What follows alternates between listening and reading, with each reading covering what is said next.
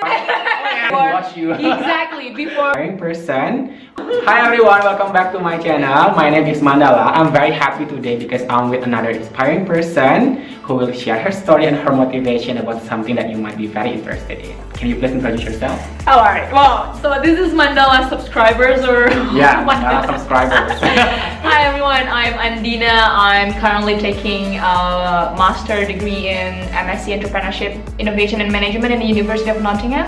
And I'm happy to join Mandala today. I'm not sure what it is about, but yeah. I'm ready for questions. I haven't even told her about what the question is. Exactly. So this is really a surprise for her. Yeah. And you know, one of my biggest reasons to invite her as my interview, let's say like a speaker in my, a speaker in my YouTube video is because like a lot of people have been saying like, Mandala, you are very good at speaking in English, but believe me guys, you just haven't met her. No. You should really believe that her speaking is much better than mine. Well, take it that English is not our language. Yeah. It's not our, so everyone can learn about it. But you can really see the difference later. Okay, let's start with the first question, which is a bit personal, I think. Can you tell us like your IELTS speaking test score? IELTS speaking, 7.5.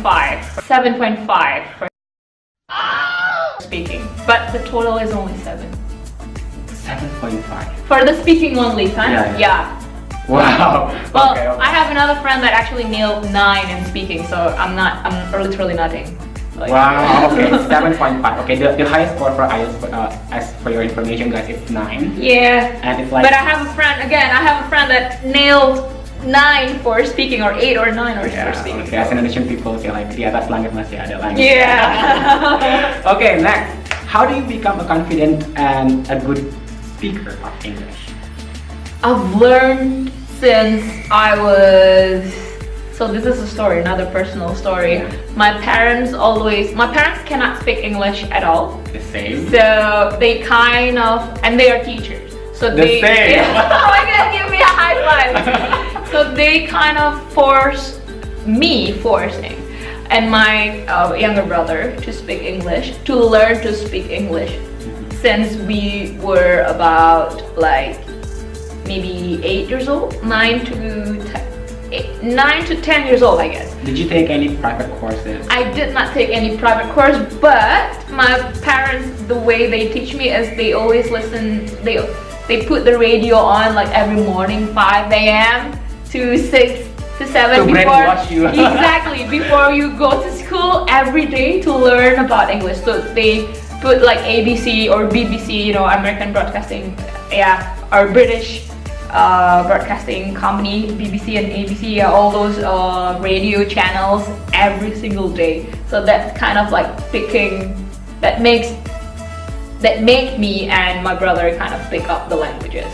Wow. And especially when you are still young, when you learn another language at the very early age, that's actually easier. Now that if you have to force me to learn another language, it's gonna be like, oh, it's gonna be hard. It's harder. I don't say that it's not easy. It's just harder. Yeah. You know, I learned before that when you start learning a new language when you were younger, then your accent will tend to be like the person you are listening to, and see the results now that she's speaking like a British person. I'm not actually, this is actually not British. This is actually not American at all. So what either. I don't know if this Andina's way of talking. Okay, so one of the methods that you are learning English is because your father keeps on turning on the beat. Yeah, and that actually triggers the way I learn English as well. So I'm a very audio kind of person to learn things. So I'm oral person. Yeah, I'm like an audio. So so I learn through movies. I learn through short songs. You never took any private course? I did though, but I think I like it better. So, but that only to help me with the grammar, with the structure, with, you know, how do you construct words, you know, like construct sentences. So it's more into academic. But I learned better when I listen to the songs and watching the movies. Kind of pick up what the actors say or what the singer says, and then you kind of like really curious, what is he actually saying, you know? And then you try to find, back then there was no internet or Google, so you can't really search what's the lyrics. So you can really get in what year you were born. Like because there was no internet.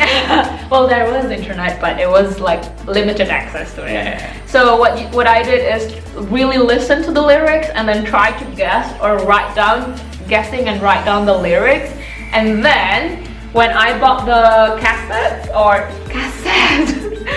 CD, it really showed my age when I talk about it.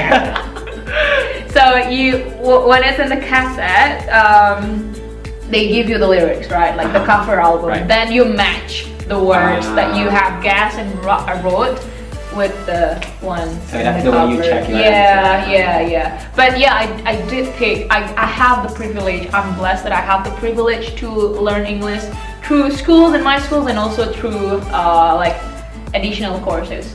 Like other courses. Yeah. Right. Okay. So what if, like, for example, most of my followers are adults and they really want to speak English? Yeah. Can you please suggest them some tips or tricks in their age to be able to speak English?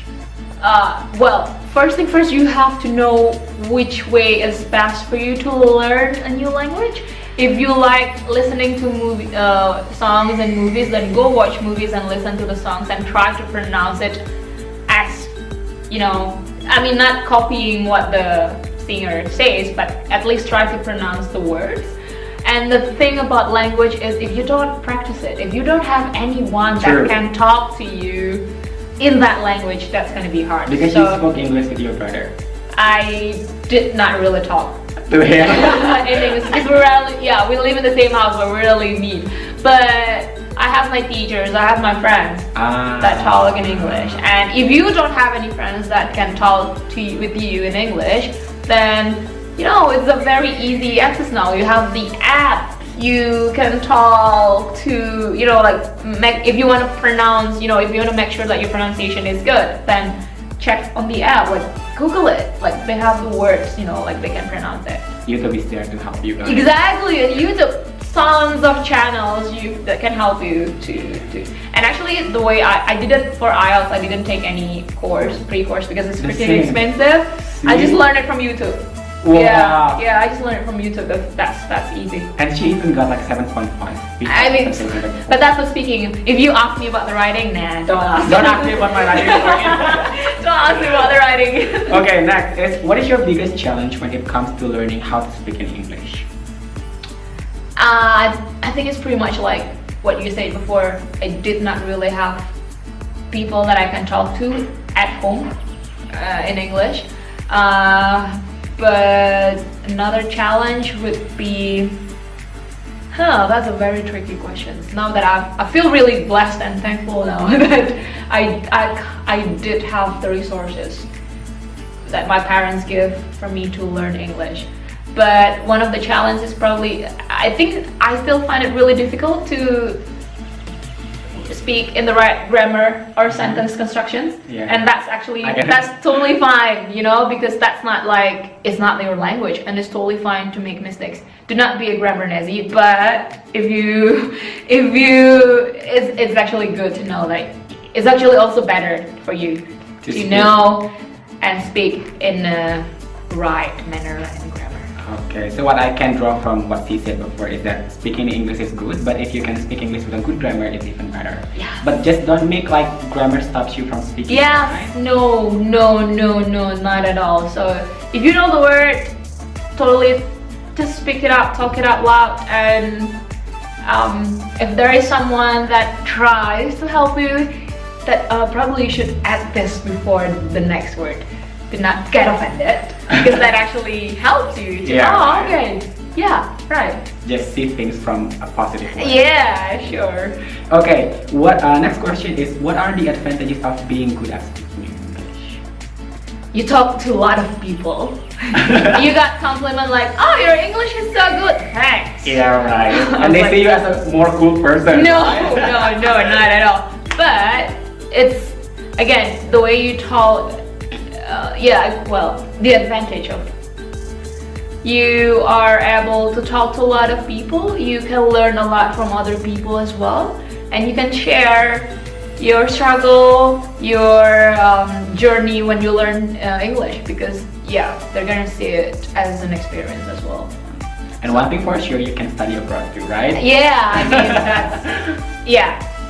That's not necessarily you have to really good at speaking in English, but if Because you can we speak still English, have problems. yeah, because even we're here sometimes because it's just not our language. It's fine. You try to process the word in Indonesian and try to what's that word English? You know, Yeah. try to find the right word, the padanan kata, the same word that has the same meaning as the one that we have in Indonesian to English, and it's still not easy. So, but again, that doesn't need to stop you from learning English. Oh, that's Yeah. cool. Last question is, do you have any words to those people who are very shy to speak in English, but to make them braver in speaking in English?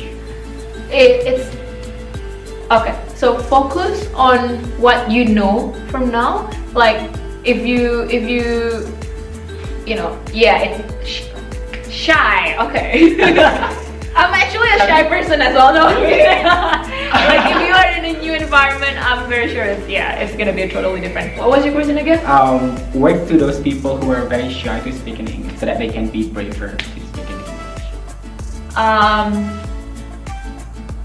Try to focus on the words that you want to say, and don't bother or do not focus on things that you're afraid to make mistakes. It's totally fine if if it turn out the one that you speak you don't pronounce it right, or it's not actually the right grammar, but at least when you try to speak, people around you will hear that you actually speak English, and they're gonna help you. Definitely that. Okay, you're making an effort. You're making, like you're showing